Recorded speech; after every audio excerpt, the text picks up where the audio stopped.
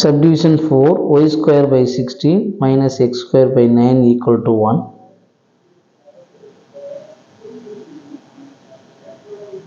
இங்கே y square by a square minus x square by b square equal to 1 எழுதலாம். So இங்கே y பாசிட்டிவாக இருக்கிறதுனால it is a hyperbola. y பாசிட்டிவாக இருக்கிறதுனால இது வந்து டிரான்ஸ்வர்சிவ் ஆக்சிஸ் along y axis. ஏன்னா இங்கே y வந்து பாசிட்டிவாக இருக்குது. இப்போ இந்த கொஷினையும் நம்ம ஃபார்முலாவையும் கம்பேர் பண்ணலாம். ஏ ஸ்கொயருக்கு வேண்டிய இடத்துல 16. ஸோ அப்போ ஏ ஆன்சர் 4. பி ஸ்கொயர் 9னா the value of b is 3.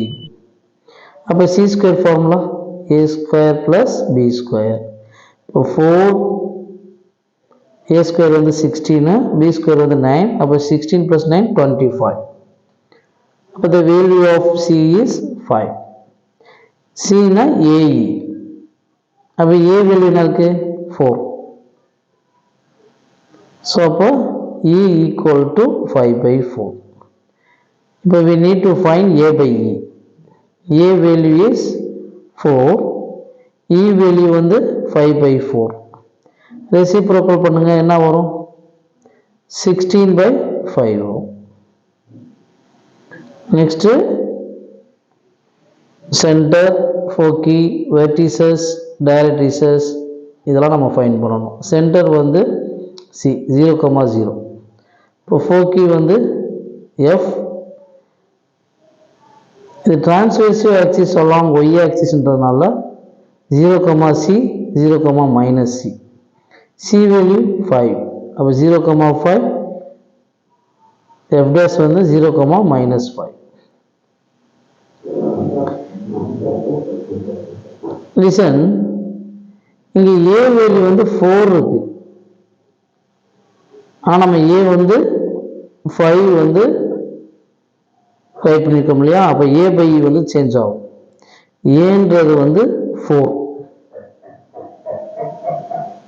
இப்போ ரெசிப்ரோக்கல் என்ன ஆகும் 16 வரும். 16/5.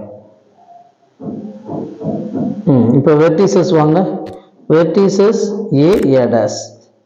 ஃபார்முலா என்ன ப்ளஸ் ஆர் மைனஸ் ஏ வரும். அப்போ ஏ வந்து 0,a, ஏ டேஷ் வந்து 0,-a.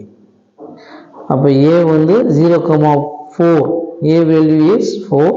0,4. ஏ டேஷ் வந்து 0,-4. புரிஞ்சுங்களா? அடுத்து directrices. Directrices formula plus or minus a by e. இது டிரான்ஸ்வர்சிவ் ஆக்சிஸ் ஒய்ன்றதுனால 0,a/e 0,-a/e. அப்போ a by e வேல்யூ 16/5.